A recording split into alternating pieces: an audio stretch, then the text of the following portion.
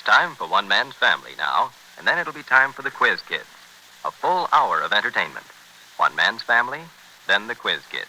One Man's Family, brought to you by TABCIN, Tabsin, the new improved antihistaminic tablet for the symptoms of colds and hay fever, made by Miles Laboratories, makers of Alka-Seltzer.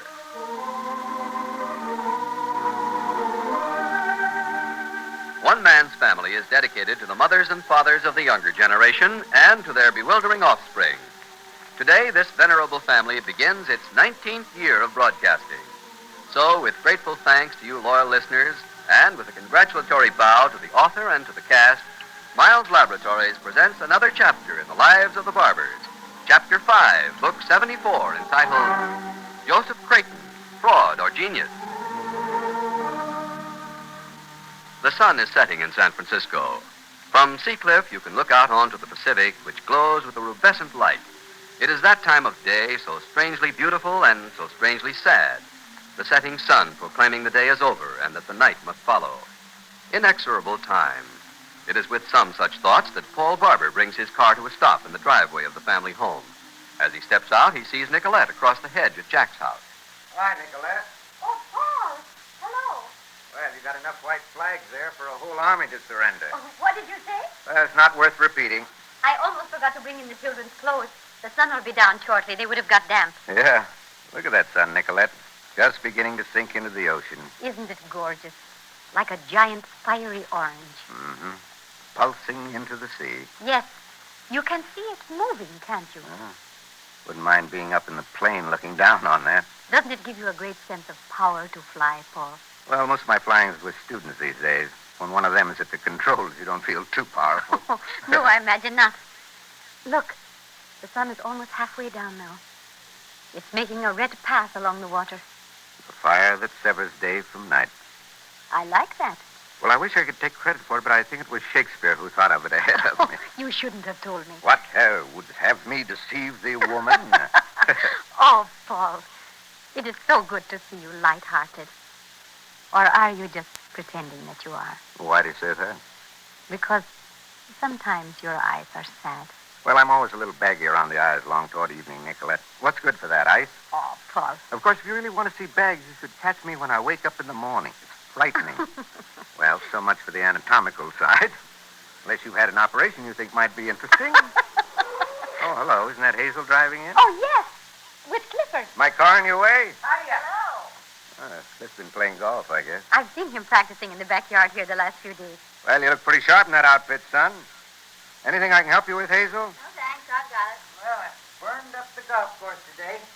These gloves are heavy. Hi, Nicolette. Clifford, you are getting tan, no? Well, anyway, it's sunburn. What's that you got there, Hazel? Oh, I was just bringing back this chafing dish to Mother. Oh, Nicolette, I didn't see you over the hedge. Sorry. Hello. Hello, Hazel. Goodness, this hedge is getting too high. Or Nicolette's getting shorter. So you burned up the course, huh, Cliff? Well, maybe not burned, but I didn't do so awful considering it's the first time I've played in about 17 years. I don't mind telling you I'm pretty fagged, though. Got as far as Hazel's and she drove me home. I don't think I could have made those last 5 blocks. Thanks a lot, Hazel. I told you I had to come over anyway. Oh, yeah, the shaving dish. Well, it seems to me that thing's on the road about half the time. Seems to be, doesn't it? Poor Mother never has it when she wants it. Yes, we had it over here at Jack and Betty's for a long time. Well, I'll take it in. I'll leave it here. I'll take it in a minute. Oh, thanks, Paul, but I want to say hello to Mother. I might be able to help her a little before I go back home. What's the matter with Mrs. Kettleman? She break her arm? Help her do what? Now, isn't that just like a man? Don't you know there's always a lot of extra work when you have a guest for dinner? Yes? Who's coming? Why, Judge Hunter, didn't you know? Yes, nobody tells us anything. Too bad about you. Well, I'll see you later, Nicolette. Goodbye, Hazel. Okay, Cliff, give us a rundown on your game today. Sure, you want me to go over it hole by hole? Oh, you can skip the details. What was your score? Well, you mean counting the whiffs? The whiff. Oh, is that when you missed the ball? Oh, it ain't anything else, baby. Well, at least you got all the equipment. It's a very natty sweater Mom made you. Yeah, it's pretty sharp, huh? Made quite a hit out there. Well, if I can get this bag up on my shoulder, I'll go and take a shower. Here, I'll help you. All right. There you are. Thanks. Time you carry these things 18 holes, I get mighty heavy, partner. Well, don't they have caddies to carry the bag? Sure, but caddies cost dough, honey. Well, here I go. Foot sore and weary. Be seeing you. All right, Clifford. He's such a lovable person. Yeah. Well, I had better finish getting my clothes in. Oh, why don't you let Jack do it? Oh, poor Jack. He isn't even home from the office yet. He is working so hard these days. Yeah, I know he is. I was kidding. You know, I used to wonder about him a little. I didn't think he was taking the law too seriously, but he's certainly coming through, isn't he? Indeed he is. Jack acts young and all that, but he has a fine mind. And when he has a job to do, he does it. And he proved that the way he handled Dad's case. And incidentally, Dad himself, which takes a bit of doing. Oh, I'm so glad the case was settled without a trial and all that. Yeah. Jack did all the work. Judge Hunter's coming over to take the bows tonight, I guess. There. Sun is gone. See? Mm-hmm. Seems as if it plopped right into the water. Well, Oh, I'm keeping you. You want to get those clothes in, don't you? I think I should. Yeah. Well, wish the judge wasn't coming tonight. Why? Oh. You're lonely, Paul, Is that what it is? isn't it? Maybe. Anyway, it was nice watching the sunset with you. Yes, Paul. It was.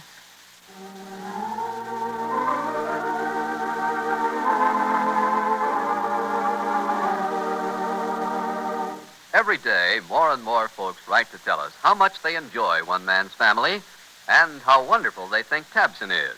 And it's true. Tabson is wonderful. Tabson, the new antihistaminic tablet for cold and hay fever symptoms, does more than tablets containing antihistamine alone. You see, Tabson is a combination of ingredients. Tabson contains a dependable antihistamine to check the sneezing and sniffling and the irritation in the nose and throat. But Tabson goes further. There's a pain-relieving ingredient to take care of the aches and pains of a cold and to reduce fever. And Tabson has a special ingredient to help counteract that dull, drowsy feeling. Tabson is easier to take because it is a smooth-coated tablet, easy to swallow, with no unpleasant aftertaste.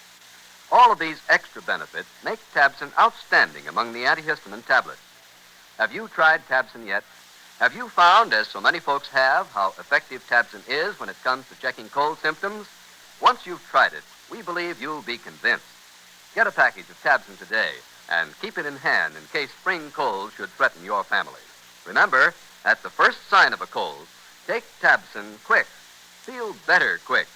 That's Tabson, Tabcin, the bright red tablet in the bright red package at all drugstores.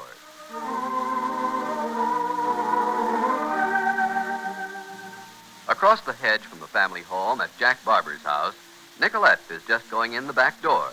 She finds Betty in the kitchen. Fresh, clean clothes that have been dried in the sun, Betty. They have a nice smell. Haven't they, though? Was that Paul you were talking to? Yes, Paul and Hazel and Clifford. Clifford played 18 holes of golf today. He was so tired. When I think how hard Jack has to work, I'm afraid I'm not very sympathetic. This morning, just after Jack went to the office, Cliff was out in the backyard with an old niblick or something, practicing putting. Oh, no. One does not putt with a niblick, Betty. Surely one puts with a putter, isn't it so? Well, anyway, pretty soft for Cliff. Well, the other night, Jack was so tired he fell asleep at dinner. Oh, and he is the lucky one. Even so. Lucky? Of course, Betty. Jack is accomplishing and earning his own way. Don't you suppose Clifford would love to be like Jack and Paul with his work to do in the world? To be sure he would. He is like someone who was defeated long ago. And for his own self-esteem, he can only pretend he was not defeated. It is really very sad. What defeated him? Who knows what or who? There are different natures. Some people cannot take a vital place, however much they want to. They're afraid of failing, perhaps. But he always seems so carefree and happy. In his own way, he is brave. Brave and frightened. I guess that's right. Goodness, how do you know so much about people? Whether I know much is the question, but that I talk too much, there is no doubt of that. I'm gossiping like an old lady at a tea. Did you know Jack just drove in? He did? I will see about the children so there will not be turmoil when he walks in. I'll keep them upstairs a moment. Thank you, Nicolette. Was pretty noisy last night. Hi. Oh, hiya, Betty. How are you? How are the kids? Oh, everybody's fine. Nicolette's with them. Why don't you sit down here a minute and have a nice cool drink or something? Yep. You look tired, darling. Grape juice? Uh-uh. Tomato juice, how's that? Oh, swell. Oh, boy. to get home. What's happening at the office? You come home completely exhausted every night. Here's your juice. Thanks. Well, Judge Hunter's giving me a little more responsibility all the time. Court cases? Yeah, and estates and consultations. Shows you're succeeding. But he doesn't have to work you to death. Listen, when a young lawyer has 6 daughters, they can work him as hard as they want to. Why? Because he can't quit, that's why. Oh, Jack. Oh, honey, I didn't mean it that way. It's just that, well, a guy with 6 little girls, he isn't going to go flitting around from job to job. They know I'm ambitious, so they give me plenty to do. Why don't they give you more money? Well, You asked for a raise? well, I'll get a raise, all right. You keep on getting more and more responsibilities, so you come home completely fagged out every night. Well, they ought to... Hey, Jack, I've got a wonderful idea. Judge Hunter's at the folks' house for dinner tonight. Yeah? Well, Oh, what? isn't it obvious? You can drop in over there after a while and sit down beside Judge Hunter and chat with him in an informal way. What for? Well, you can chat about your 6 little daughters and how expensive everything is, and you can mention how glad you are to have all the extra new responsibilities, and then you can say, so how about more money? Oh, no, it just isn't done that way. But aren't you going over there at all? Not me. I hear enough precisely during the day without filling up my evening list. Precisely. It isn't very often that I accept an invitation to dinner these days, Fanny. Yes, we feel quite honored, Glenn. Yes, old bachelor, set in his ways. How do you put up with this splenetic husband of yours, Fanny?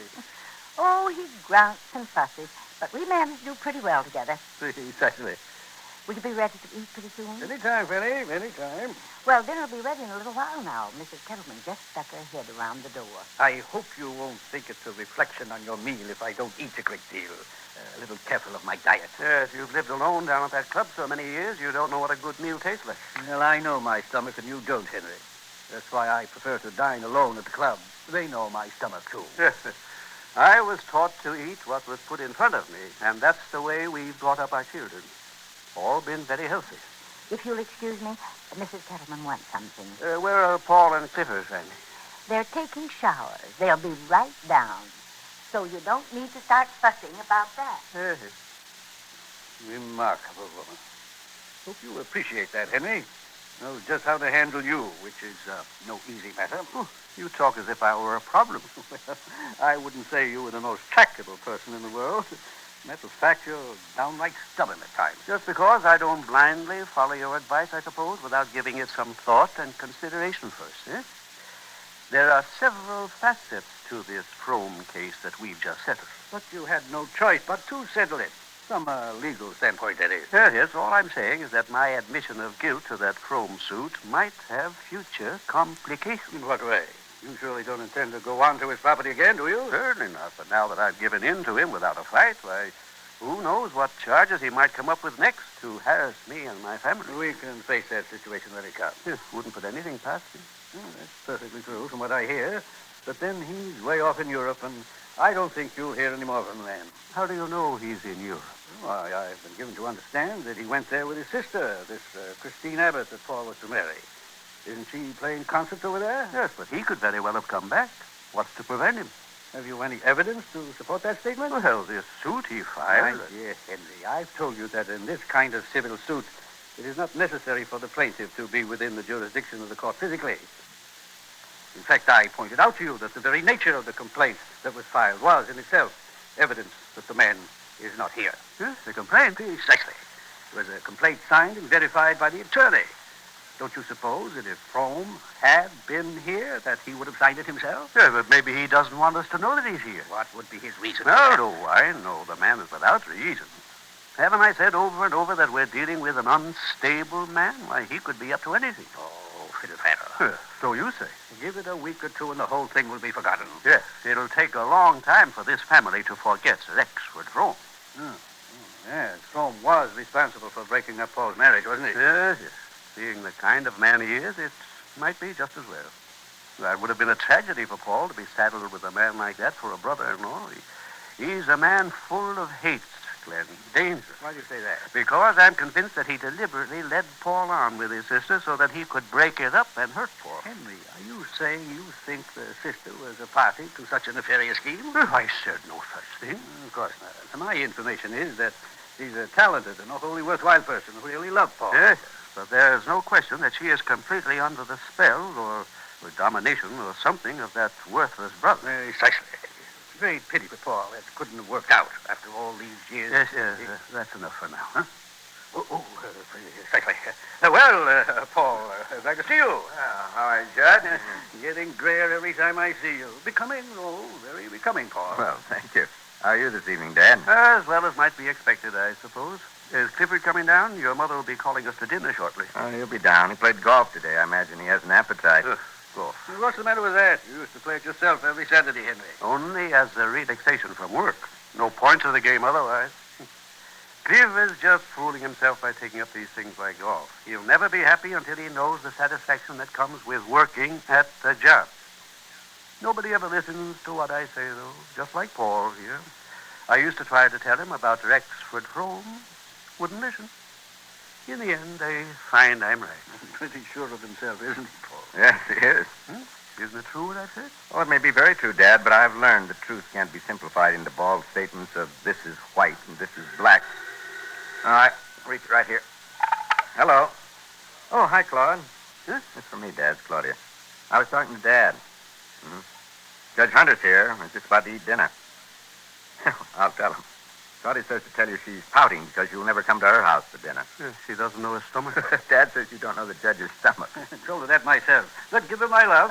Just a second, Claude. And tell her I'll be calling on her shortly to see how Joan is conducting herself. The judge says he'll be calling on you shortly to check up on Joan. What's that? Oh? What's up? Well, have you any idea where she is? But she did call to say she wouldn't be home. Well, the fact that she called is a pretty good sign, Claude. Oh, no, Joan may be a little impetuous, but she's got a pretty level head.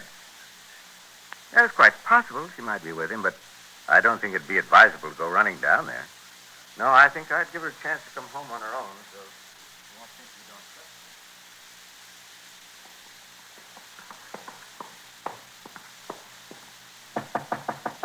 her. Come in. Door's unlocked. Hello. Hi. Just finishing up this drawing. How are you, Alice? Oh, I'm not Alice. Huh? Well, come over here under this work light. Well, who the devil are you? Good evening, Mr. Crayton. I'm Joan Lacey. Oh, the beautiful Mrs. Lacey's daughter, huh? Well, what are you doing here? I came to talk to you about a portrait. Whose? A portrait of me. Oh. Pardon me while I finish this, will you? Sit down if you want to. Push that stuff off the couch. Or, there's a chair. Push the stuff off the chair. Make yourself at home. I'm, kind of busy. I've got a gal friend who's going to cook dinner for me after a while. Like spaghetti? What? Nah, never mind. I guess she wouldn't want you around anyhow. Know what I'm doing here? Look at this. This is a line drawing. It's for an ad. For Peter Killy's hamburger stand, no less. An advertisement. I know. Why is one of America's leading young artists wasting his talents? Because America's leading young artists have to eat. That's why. What do you do with all your money? Just spend it? All what money? Well, you sell lots of pictures. I've been reading about you. Do tell. You told us you were very expensive. So I am, sister. So I am. Well, don't you get paid for your pictures? Sure. Then I go somewhere. Do you ever go anywhere? Not very often, I'm afraid. Well, you go somewhere sometime and see what it costs. Paris, for instance. Or Rome. Don't breathe on me, dear. Just sit down over there. Huh? You said to come and look. Yeah, I didn't tell you to lean over and breathe on me. I've got claustrophobia or whatever it is when you hate to be crowded. Sit down. You want a drink? Oh, no. Oh, no thanks. Oh, don't sound so horrified. I don't drink myself. I was going to offer you a Coke. Oh, I'd like a Coke. Then go fix one. I've got to get this out tonight or I'd be more hospitable. How's your dazzling mother? Oh, all right. And your stuffy father? How's he? He's only my stepfather. Ooh, I'll bet you're relieved. Yeah, that's a break, isn't it? There aren't any Cokes here, just empty bottles. Oh, sure there are. Look around on the floor. Look on the windowsill. No, there aren't any.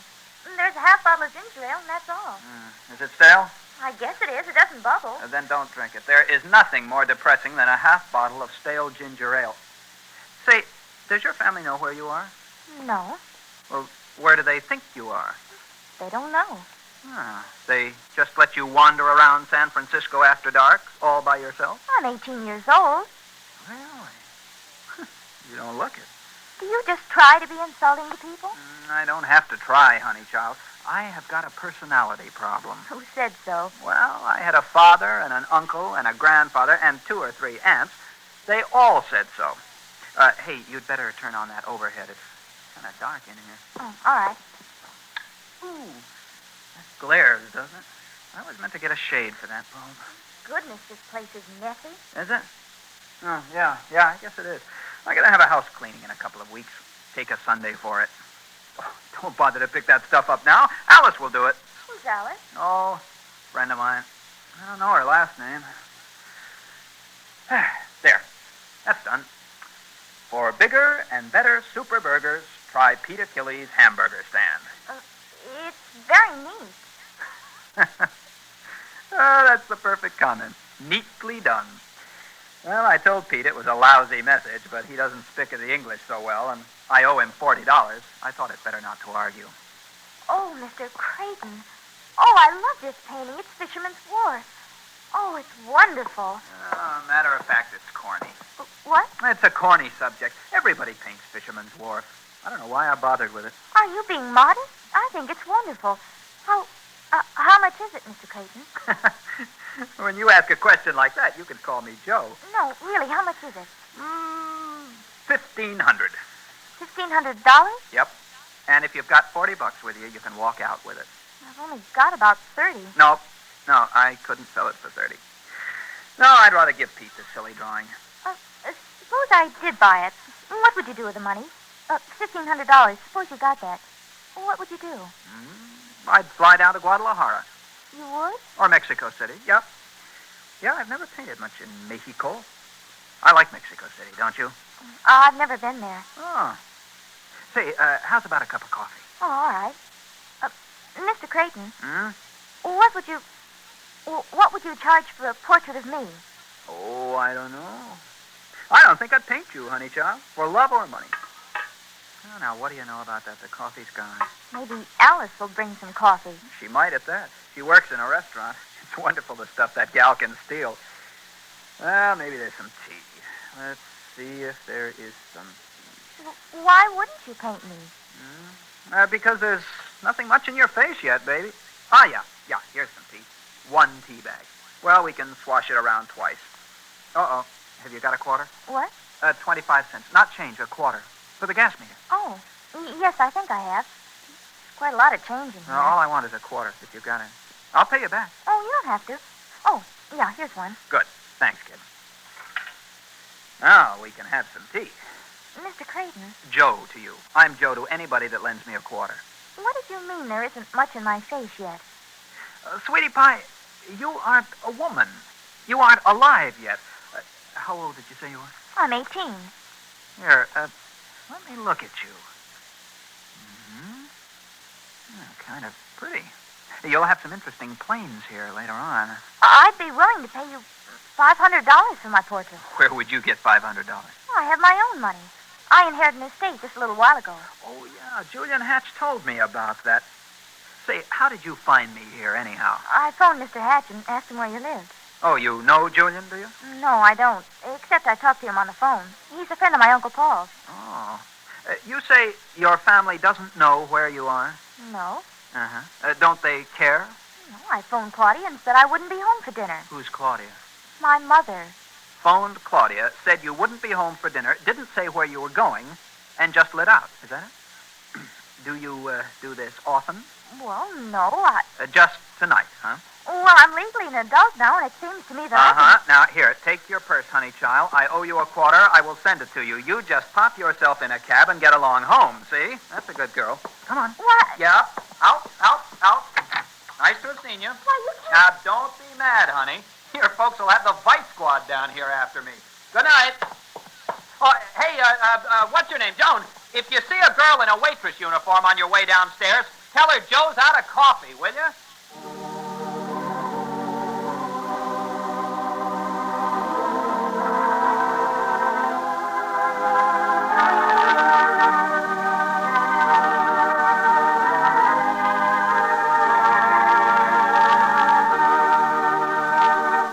It isn't often that that a member of the family gets the better of Father Barber, but it can be done. Father, I'll never know how twins can be so unlike. Pinky, the procrastinator, Hank, an honest student, and embryo scientist. I can't remember when Hank didn't get straight A's in science. Yes, but sometimes I wonder. Yes, sometimes I think the world would be better off without scientists. Why, Father, what a thing to say. Now, just look at this magazine. Everything you read nowadays, all about the H-bomb, jet-propelled rockets. Nothing but destruction. Oh, but Father, that's not fair. What about the constructive side of the ledger? For example, the science of medicine. Well, no, I didn't Why, mean... in that same magazine, there's an article about pneumonia and how scientific discoveries like penicillin have practically banished pneumonia as the feared disease it used to be. Yes, a dramatic example, of course. And not just dramatic ones, Father. There's nothing very dramatic about the common cold. But look how good old science has buckled down, developed the antihistamines, and ergo, today we have Tabson to check our sneezes and sniffles in a hurry. Is my eldest daughter thinking of joining her brother Jack in the practice of law? Did I sound pontifical? Yes. Judgment rendered in favor of Hazel Barber Murray and Tabson. Well, all the barbers are aware of Tabson these days, as are thousands of other families. Tabson, T-A-B-C-I-N, is the new antihistaminic tablet for cold and hay fever symptoms, recently developed by Miles Laboratories. Tabson contains an effective antihistamine to check the sneezing and sniffling, the irritation in the nose and throat. But in addition, Tabson contains ingredients to relieve the aches and pains of a cold, to reduce fever, and to counteract that dull, drowsy feeling. So for more complete relief from your cold symptoms, remember Tabson. At the first sign of a cold, take Tabson quick. Feel better quick. It's wise to have a supply of Tabson on hand so you're prepared when a cold strikes in your family. That's Tabson, the bright red tablets in the bright red package at all drugstores. You've just heard Chapter 5, Book 74 of One Man's Family, written and produced under the direction of Carlton E. Morse for TABCIN. Tabson, the new improved antihistaminic tablet for the symptoms of colds and hay fever, made by Miles Laboratories, makers of Alka-Seltzer.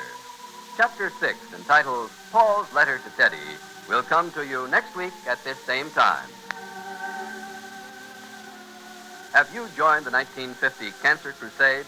It's still not too late. Money, your money, is urgently needed in the fight to conquer this dread disease. Send your contribution today to Cancer in care of your local postmaster. And now the family invites you to stay tuned for the Quiz Kids, who follow immediately over most of these stations. Today's special guest will be Mr. Charles S. Beardsley, chairman of the board of Miles Laboratories, who will present awards to this year's Best Teacher Contest winners.